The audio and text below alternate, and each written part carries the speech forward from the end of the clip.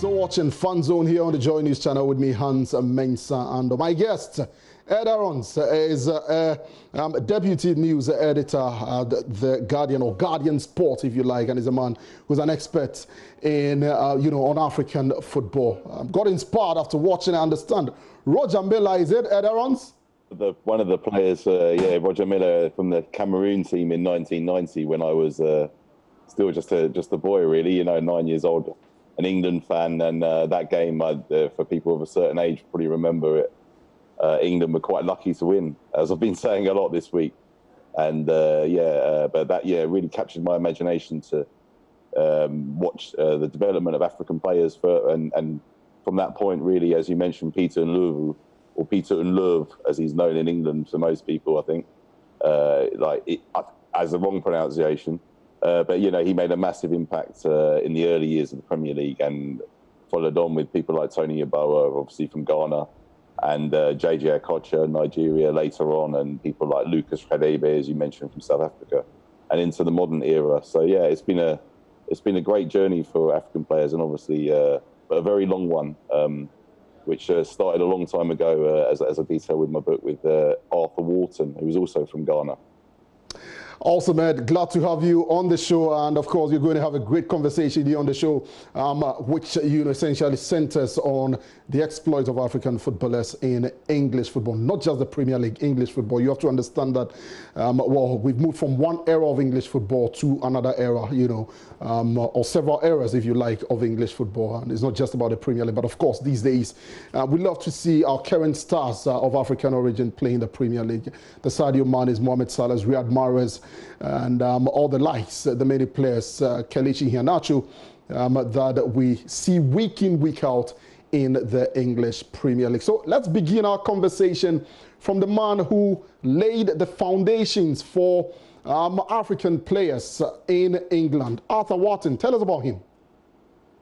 Yeah, well, he was born in Accra in the 1860s. And he came over to England originally to study to be a man of the cloth. His parents and his family were all were religious, and he was expected to follow in their footsteps. But he showed amazing sporting aptitude, and he was great at, also, as well as being a footballer. Before he was a footballer, he was one of the first 100 meters world record holders as well. So he really excelled at sport. So he followed that as a career, although at the time, they didn't get paid, anything really at the time, because it wasn't the professional sport that it was now. But yeah, like you say, he really was so many years ahead of anybody else, and really is remembered quite fondly these days, thankfully, because of some of the work that people have done to remember his name. Because before 1995, really, and the time that Tony Yeboah came to England, Arthur Wharton's name had been forgotten about, and it was only remembered because some historians looked into it and honoured him, rightly so, and he now has a statue at the Football Association's headquarters, which is an ultimate honour for somebody who made such an impact in English football. For African players in English football. And then, of course, we moved on to other players. But by and large, we've seen an inflow of African players who come into various clubs across various levels of English football. And, English fans love the African players. Is there always a heightened sense of expectations when an African player has to move to, an English side? Yeah, I think ever more so these days. I mentioned Tony Yeboah quite a lot. I can see him on the screen there. And I remember as a kid, I would say this in the book in the very first chapter, and Jurgen Klopp also said this to me in an interview that people have seen this week. But, I don't think I'd ever seen anyone like Tony Yeboah before. I'd seen lots of good strikers. I grew up watching Ian Wright every week at Crystal Palace. But, Tony Yeboah was something slightly different and a unique kind of player. And I was saying this earlier, African players offer something different, I think. It's from whatever part of the world you're from, it's like an influence in the way that you play football and the way that you live as well, I think. And you see that in the sport, and that's what I find so interesting about players from different parts of the world, and that's why they've made such a big impression in English football. I think most fans of most different clubs have had an African player that is kind of idolised that club at one point in the last 20 years or so, and it's, you know, they've made such an impact socially as well, I think, which is very important to say. Let's get into African players from the North African regions. Obviously, we've seen Mohamed Salah recently. We've seen quite a number of Egyptian players. The most popular of them, obviously, Mido, who played for Middlesbrough back in the day as well. Do English fans, see the distinction between the North African players who, are obviously white and those in the Sub-Saharan Africa who are black? Is there a distinction, between these players of African origin? Well, I think that I think traditionally, actually, in England, we've had more players, Sub-Saharan players, black players, really doing well earlier, and it's been a bit later that we've had, North African, Egyptian, and Algerian players like Mahrez as well, and Salah, obviously, doing well. It's taken a long time for North Africans to establish themselves in England as well, and definitely, Sub-Saharan Africa were there first in English terms, although it was quite different in France, where it was the other way around. I think, North African players had a big impact early on from way back, up Just Fontaine, who was top scorer in the 1958 World Cup, was from Morocco, and although obviously Eusebio played for Portugal as well and was from Mozambique in the, in the 66 World Cup, and he wasn't the only one either. So it's just, I think, given an opportunity, African players have shown their ability, and now, thankfully, it's a bit more of a level playing field for them. And although, there's still a lot of work to be done in that respect, because we all know there's so much talent in Africa, and if given an opportunity, then I think it's shown in these players have shown that they can thrive. Great stuff. Let's talk about your book, titled Made in Africa. First of all, what inspired you? You've talked about, watching Roger Milla play. Roger Milla obviously did not play in the Premier League. You've grown up, seeing a lot of African players make their way into the Premier League specifically and, do very, very well. What was the inspiration beyond what you saw as a 9-year-old? Well, exactly. I followed it all the way through, really, from that age, and mentioned, people like Tony Yeboah and Peter Love in the 90s, and then as I became a journalist, I went to the World Cup in 2010.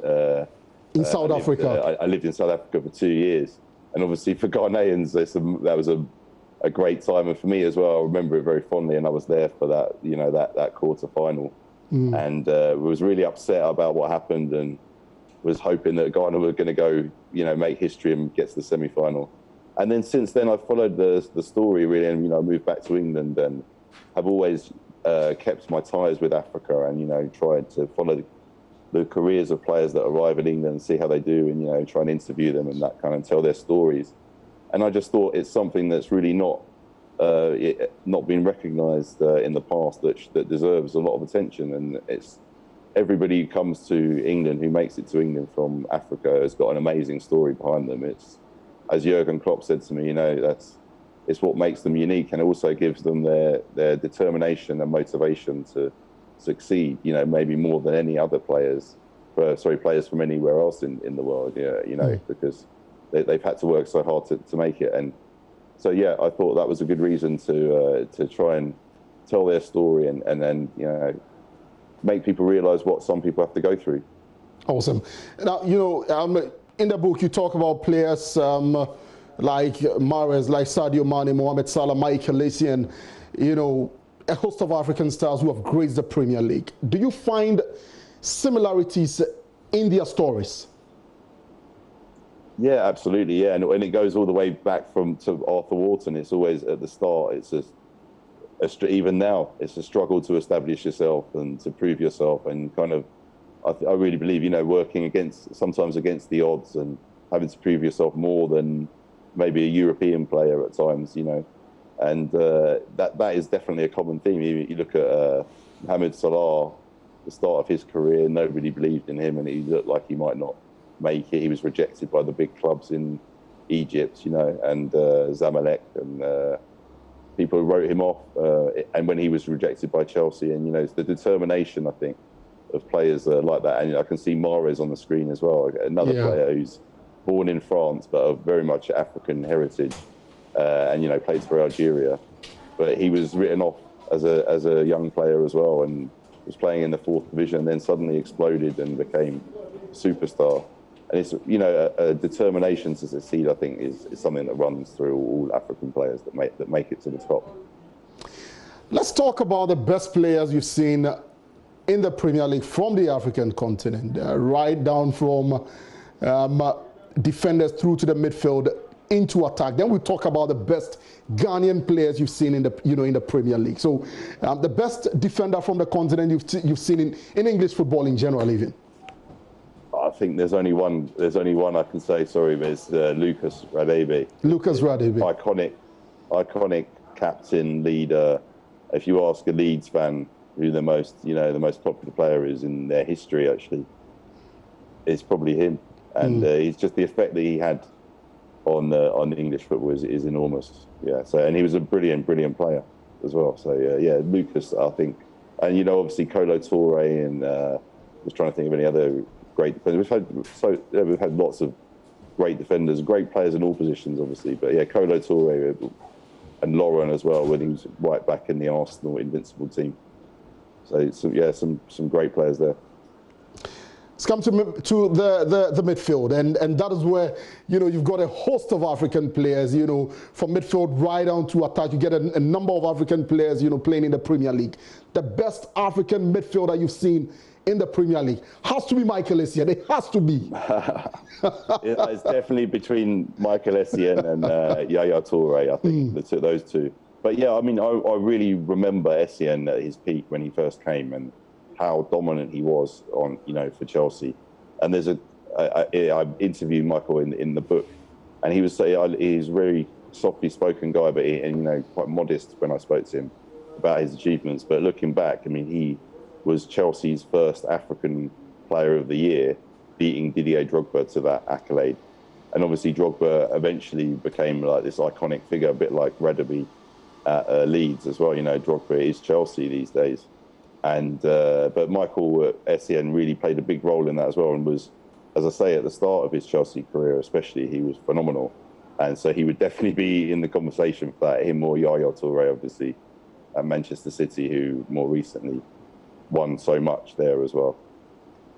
So who gets in for you? Oh, I've got to say Michael Essien, haven't I? Well, he spoke to me for the book, and I'm on Ghanaian TV, so. No, I think I think it'd be a great battle to see those two. Yeah. Going for it in a virtual. If they were both at their peak, definitely that would be some clash. Definitely. And in attack, I mean, you've got options. We've got some amazing attackers of African descent in the Premier League. You mentioned Tony Yeboah. Yakubu Aigbeni also was massive for Blackburn Rovers as well. Obviously, Mohamed Salah and Sadio Mane, recently. Nwankwo Kanu also back in the day for Arsenal as well. And of course, Didier Drogba for Chelsea. Yeah, I mean, it's really hard to look. Again, it's hard to look past Drogba as a leader and what he won, and the effect that he had at Chelsea. And I'm a big fan as well. I'm a big fan of all the African players, obviously, but I'm a big fan of Sadio Mane at the moment, I think.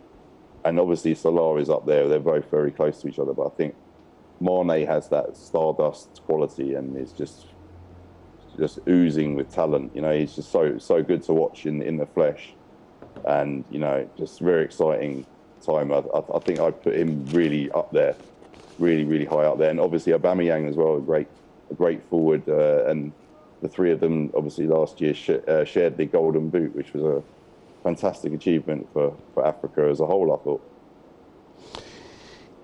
Do you get a sense that the performance of these players, the current generation of African players we're seeing, Salah, Mane, Riyad Mahrez, Jordan Ayew in the Premier League, does it make? I'm glad you mentioned Jordan as for my team, Crystal Palace, and he's having a great season. Definitely. Do you get a sense that their performance, makes it any easier for the next generation of African players who are likely to make it in the Premier League? Does their performance make it more difficult or easier for them? Absolutely, and I think that is a big theme of the book, actually. Like the pathways help. Somebody does well in the first place, that allows the next person to come. Maybe they, you know, like in a lot of cases in the book, there's one player arrives and then another player comes because, you know, they think, oh look, they can kind of trust an African player, and that was the process, I think, early on. And you'll see, you know, I think I'll use an example of Christopher Wray from Liberia, who not many people may remember, but you know, he's George Weah's second cousin, and he came to Monaco he escaped the civil war actually in Liberia, and you know, was given a chance by Arsene Wenger because of George Weah's success. And Wenger believes in African players, everybody knows that, and has given them lots of chances over the years. And he gave Christopher Wray a chance, and he ended up being the first African to win the Premier League, scoring lots of goals and doing that as well. So, you know, it's just a good example of, you know, George Weah's success opened the door for a few Liberians at the time. And, you know, similarly with Abidi Pele, you know, seeing Jordan Ayew's picture. Yeah.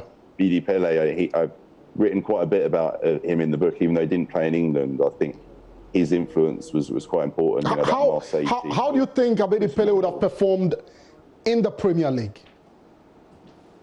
Excuse me, sorry? I'm asking, how do you think Abedi Pele would have performed in the Premier League? I think he would have been a superstar, yeah, absolutely. And it's a shame, given that he, you know, he speaks English, and I've read a lot about how he's really struggled with racism in France as well, you know, at the start. And Marseille didn't want him, did they, at the start? And he had to go and prove himself. But I think he would have absolutely lit up the Premier League. We wouldn't have seen anybody like him. He would have been like a, you know, earlier version of JJ Okocha, who was so popular here as well, you know, at Bolton. But yeah, it's great to see both Jordan and Andre Ayew doing so well in the Premier League, especially Jordan now, as my allegiances to Crystal Palace, as I mentioned before. But he's having a great season. That goal that he scored earlier was, you know, it's possibly goal of the season this season. So we'll see when it finally finishes. Awesome. Now, for every fan favorite of African descent, there's also a villain. We can't have this conversation without talking about one undoubtedly brilliant African player who, you know, also had his issues in England, El Hadji Diouf. What generally is the opinion of him? You know, of course, he's got a reputation for being a bad boy. Is his reputation in England, you know, more or less representative of how African players are viewed?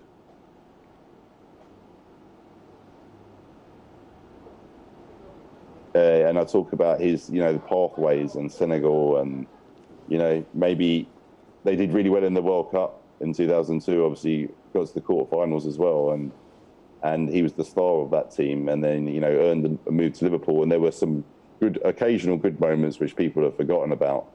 But you know, the way that he conducts himself didn't do African players, I suppose, or Senegalese players anyway, any favours, I suppose, a little bit. But that kind of thing, you know, that was it's easily forgotten about if a player is able to prove themselves on the pitch, and they, you know, and Sadio Mane has done a fantastic job for Senegalese players, and you see the next generation now coming through with Ismaila Sarr, who is you know, scored twice to end Liverpool's unbeaten run. So that's the future for Africa, I think, young players like that coming through, and there's going to be lots of them. And finally, on the book itself, what do I get from the book that I'll probably get nowhere else on the internet in respect of African players? And by the way, I'm going to be giving away, you know, a signed copy of this book from you to one of our viewers. Absolutely, yeah, that would be great. I'd love Definitely. to do that. Yeah, please. Yeah, so you get hopefully like insight into people that you've never heard of before, and how they help to make today's environment possible, really. And some of the stories I'm not just saying this because it's my book, obviously I'm trying to promote it, but some of the stories are pretty unbelievable, and you know, a real testament to some of the struggles people have gone through in the early days. And also in the modern era, you know, you read all about Sadio Mane, how he made it to be one of the best players in the world, if not the best, you know, from a village in a very remote part of the world, and you know, and it just shows you what's possible. Right, Ed, thank you very much. And Ed Arons is Deputy News Editor at Guardian Sports, and he's the author of Made in Africa. It's a book definitely made in Africa for Africans. Details the history of African players in English football. Many thanks for your time, Ed. Thanks very much. Enjoyed it.